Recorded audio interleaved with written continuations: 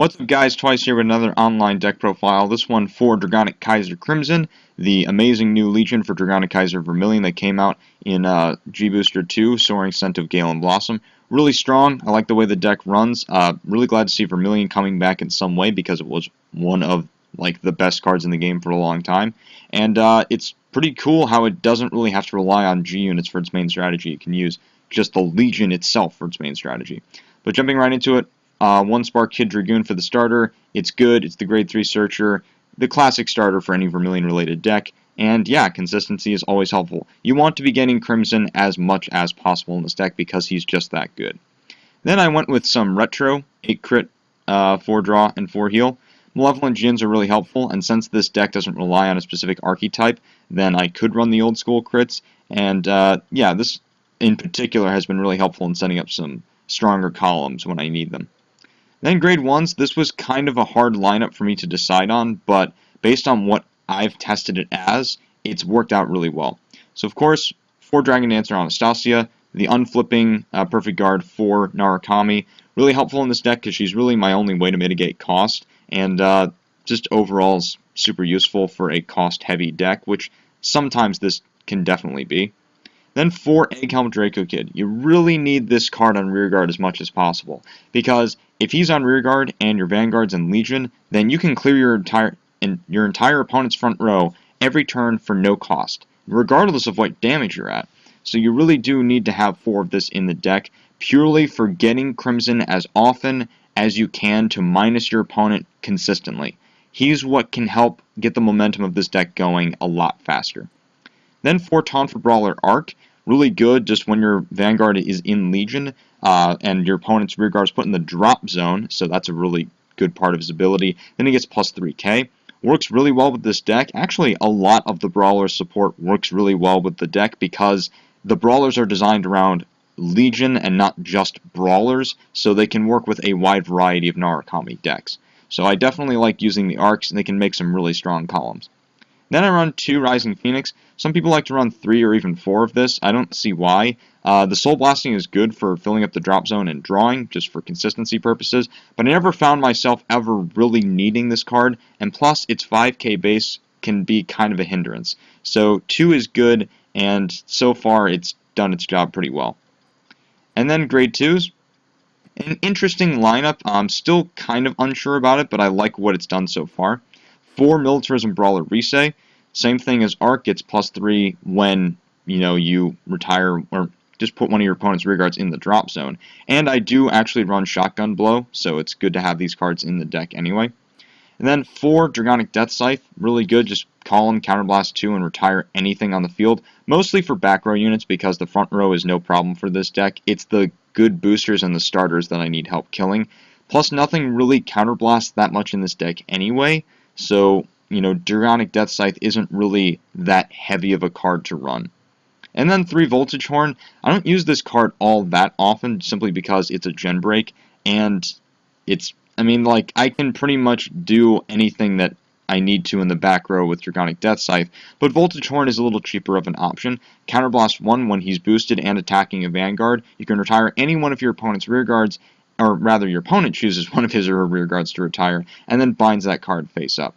So it's a good ability. Your opponent is probably going to choose a front row to retire anyway, which is why you want to use this card after you use Crimson, because your opponent's not going to have a front row after Crimson, so they're going to be forced to retire something in the back row. Really easy to get heavy minuses in this deck, again, mostly with the 2 units in the front because they just don't stay there that long. So Voltage Horn has definitely been helpful. And then, of course, 4 King Crimson, really good card. Legion 22 with Dragonic Kaiser Vermilion, meaning that he's at a higher tier of Legions immediately because it's 22 as opposed to 20.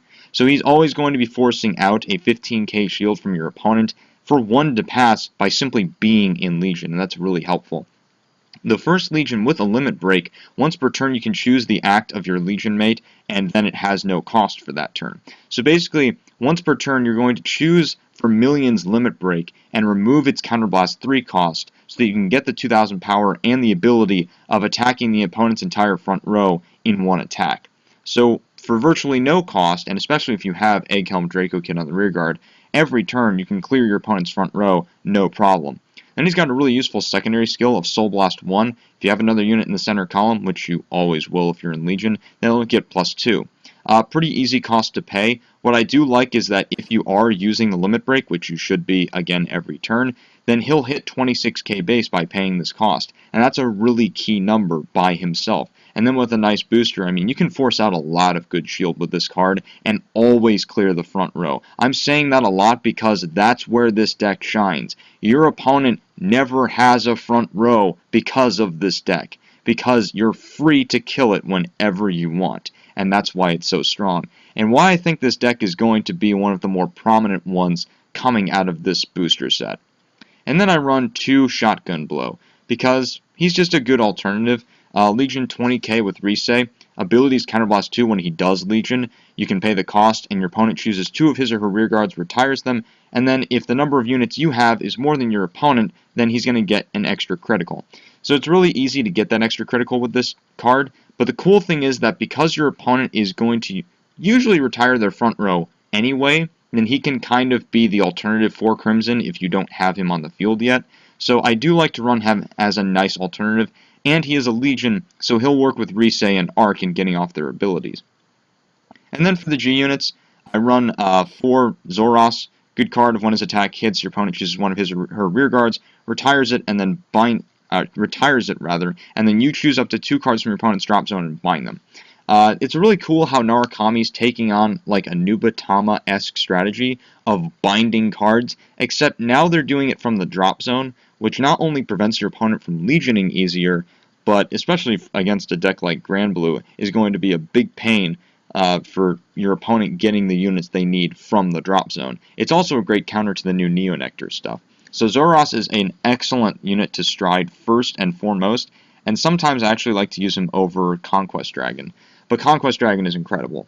So once per turn, you turn a copy of himself face up in the G-Zone, like all other boss stride units, and then if the number of face-up cards in your G-Zone is 2 or more, you choose one of your opponent's rear guards in the front row, retire it, and then until the end of the turn, all units in your front row get plus 5k for each open rear guard in your opponent's front row.